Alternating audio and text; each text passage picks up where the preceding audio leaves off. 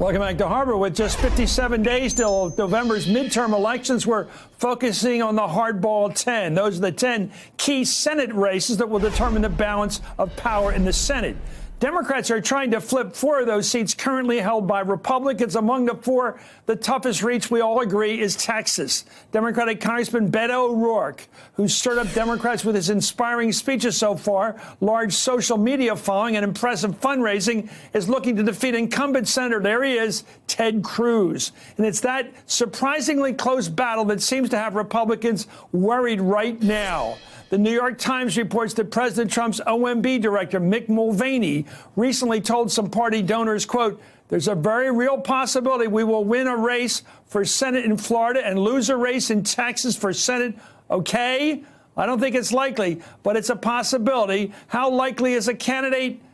How likable is a candidate? That still counts." That's Mick Mulvaney, the OMB director, talking to party people. And Politico reports that a collection of conservative groups are launching a rescue effort right now for Senator Cruz. The report notes that the other Republican senator from Texas, John Cornyn, said he had a simple directive to GOP contributors, quote, "We're not bluffing. This is real. It's a serious threat." I'm joined right now by Rick Tyler, Republican strategist and former spokesman for Ted Cruz's presidential campaign, and Victory DeFrancesco, professor at the LBJ School of Public Affairs at the University of Texas in Austin. Thank you all. Let me go to Rick about this thing. Ted Cruz was never likable. That was never his selling point. He's an intellectual, proud of it, a hard conservative. How close is this going to get because of his lack of likability, according to Mick Mulvaney? Look, he wasn't likable in Washington. He's been trying to fix that. Now he's not getting the benefit of that. Now you have Mitch McConnell and Cornyn, who people see as part of the establishment. Remember, Ted Cruz ran in the Tea Party against the establishment. They're now saying nice things about him. That's not good. He's also that hurts him at home? I think so. And I think Ted is likable enough in Texas.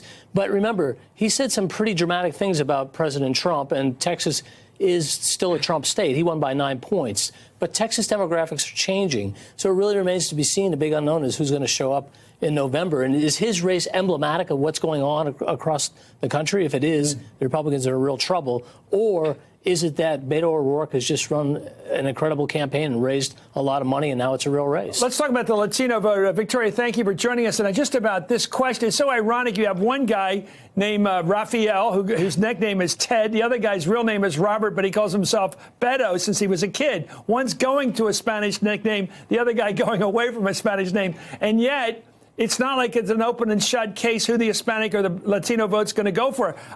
What do you think it looks like now for the two of them? How are they going to share that part of the electorate?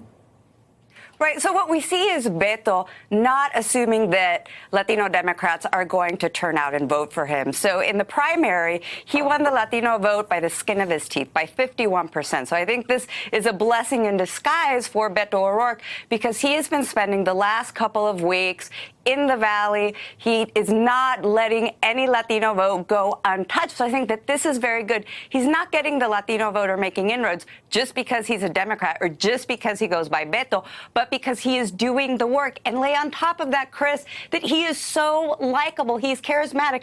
I would say that he is the male Ann Richards. Don't compare him to Wendy Davis. Lost. Compare him to Ann Richards. But she lost. Ann Richards. Ann Richards lost. She lost to W. Ann Richards lost to W. But before she lost to W, she was our governor, and she had that Texas bravado that was what got her into office in the first place. Do you think the fact that Beto, I can't pronounce the Spanish way, but Beto, do you think in fact he's about a foot taller than Ted Cruz is going to help him? He's the tallest guy I think that's ever ran for the Senate. Your thoughts? History would say that he probably would. There is a height advantage if you look just at the data on that. But I would say that in addition to the height, it's the bigness of his personality. Ted Cruz is more of an intellectual. He's likable enough, as Rick Tyler said. But Beto has the height, the boyish good looks, and then you add on top of that pounding charisma. He's got a winning combination. Well, Politico reports that, quote, Texas Lieutenant Governor Dan Patrick, the former sports reporter, showed up in Washington on July 25th to deliver an urgent plea to the White House officials. Send President Donald Trump down there. Well, late last month, Trump tweeted, I will be doing a major rally for Senator Ted Cruz in October. I'm picking the biggest stadium in Texas we can find. Isn't that going to be a love match, the two of them? He accused Cruz's father of helping to kill Kennedy. Are you kidding me? Well, that's true. Yeah. No. Don't say that, because people are going to believe it. I am kidding.